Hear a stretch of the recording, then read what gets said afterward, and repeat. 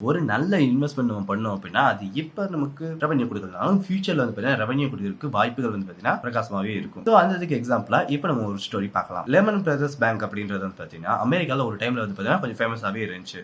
லேட்டரா 2008ல வந்து பார்த்தீங்கன்னா, இந்த பேங்க் அப்படியே கொலாப்ஸ் ஆயிருச்சு. பட் இதுக்கு முன்னாடி 1991ல வந்து பார்த்தீங்கன்னா, லெமன் பிரதர்ஸ் ஒரு பில்டிங் வந்து பார்த்தீங்கன்னா வாங்கியிருந்தாங்க. $27 மில்லியன் குடுத்து. ஆனா அந்த பில்டிங் வந்து பார்த்தீங்கன்னா, ஒரு சின்ன பிரச்சனை இருக்கு.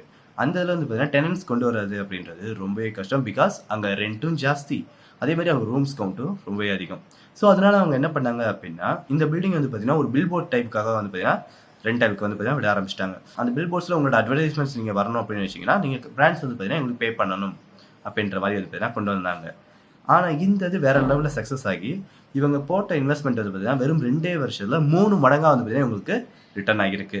2019ல மட்டுமே வந்து பார்த்தீங்கன்னா, இந்த 1 டைம்ஸ் ஸ்கொயர் பில்டிங் வந்து பார்த்தீங்கன்னா, $23 மில்லியன் வந்து பார்த்தீங்கன்னா ரெவென்யூ ஜெனரேட் பண்ணியிருக்கு.